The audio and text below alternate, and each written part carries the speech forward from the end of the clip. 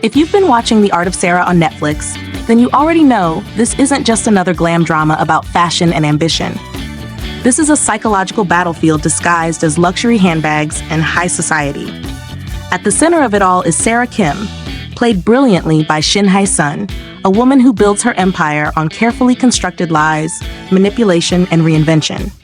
And what makes this story so gripping isn't just Sarah herself, but the trail of fractured relationships she leaves behind. Today, we're diving into 6 characters who clash with Sarah in explosive ways, and I want you to really think about this with me. Are these people victims of Sarah, or are they just as hungry and flawed in their own ways? Let's start with Jong Yo-jin, played by Park Bo-kyung. She's not just some random investor.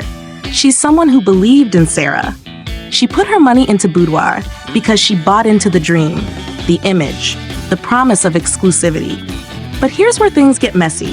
Her investment wasn't purely business. She wanted access. She wanted entry into elite society. And when she finds out that the brand isn't as luxurious or internationally sourced as Sarah claimed, and that even the bag she received wasn't authentic, everything collapses. Now let me ask you something. Was Yo-jin really betrayed? Or was she investing in status rather than substance? Because yes, Sarah lied. But Yo-jin's motivation wasn't innocent either. She didn't care about craftsmanship or integrity. She cared about climbing social ladders. That's what makes this conflict so layered. It's not just fraud, it's ego versus ego. And when trust breaks in a world built on image, it doesn't just crack, it explodes. Do you think you'd forgive someone in that situation? Or would you go after your money and reputation like she did? Next is Woo Hyo-eun, portrayed by Jung Da-bin. She's the kind of character that almost feels like us, the audience. She looks at Sarah and sees success, power, glamour. She wants to learn from her. At first, she admires her boss, but admiration turns into doubt when she discovers that Boudoir's products aren't imported luxury items. They're made locally in Korea. Now pause. There is absolutely nothing wrong with something being made in Korea. The issue is the lie, the branding deception. And when Hyo-eun ends up getting fired and is then hit with rumors that she leaked private information to an insurance company, her life spirals. She can't find work. Her reputation is damaged. This one hit me hard because it shows how powerful people can rewrite narratives. Sarah doesn't just remove obstacles, she erases credibility. But here's a thought. In high-stakes industries, is loyalty valued, or is usefulness the only currency? Hyo-eun idolized Sarah, and maybe that was her mistake. In a world like this, do you think admiration is just another vulnerability waiting to be exploited? Then we have Min Byung-kwan, played by Lim Ki-hong. He's sent by Jong Yo-jin to collect the investment money. He's supposed to pressure Sarah, intimidate her, and he does, violently. But here's the twist. Sarah flips the entire situation. She manipulates the encounter, ensures it's caught on CCTV, and ends up suing him. He lands in prison. This is where the art of Sarah really becomes a chess match. Sarah doesn't just defend herself, she weaponizes the attack. And I have to admit, this was one of those moments where I felt conflicted. Because yes, he assaulted her. He deserved consequences. But Sarah didn't walk away as a victim. She turned it into leverage. It raises an uncomfortable question. When someone wrongs you and you outsmart them, does that make you justified? Or does it make you dangerous? Sarah survives by always thinking 5 moves ahead, and Min Byung-kwan underestimated her. In this drama, underestimating Sarah is basically a death sentence, socially, legally, or otherwise. Now let's talk about Kang Ji-won, played by Kim Jae-won. He's one of the most interesting cases because he isn't openly hostile at first. He's charmed, drawn in, used strategically to elevate Boudoir's brand into high society circles. Sarah leverages him to approach Choi Chae-yu and secure access to Samwol department store.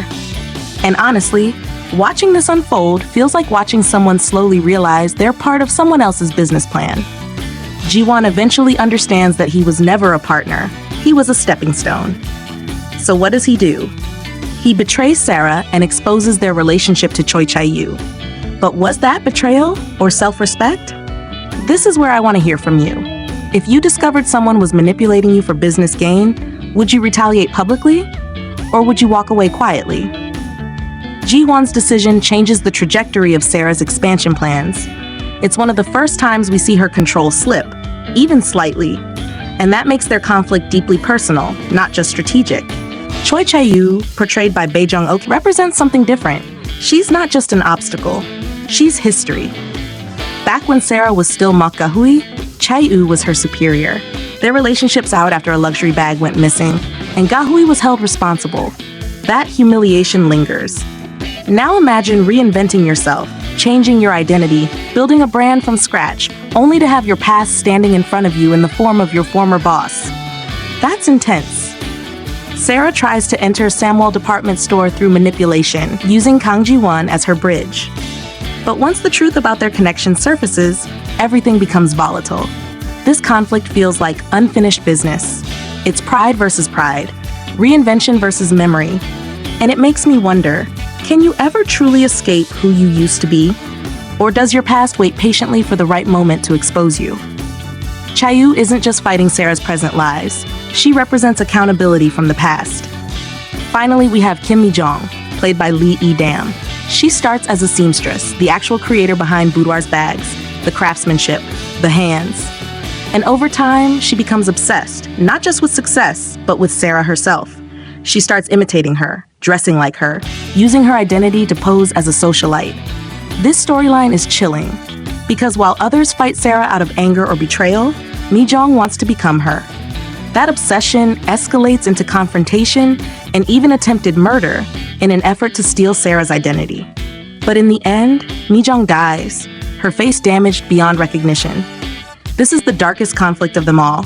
It's no longer about money or status, it's about identity. And here's the question that stuck with me. If your entire life is built on performance, what happens when someone else performs you better? Sarah survives because she controls the narrative. Mi-jong tried to steal it, and in this world, there's only room for one author of the story.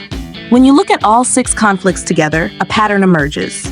Every single relationship in Sarah's life fractures because of deception, ambition, or control. But here's what makes the art of Sarah so compelling. It doesn't present Sarah as a cartoon villain.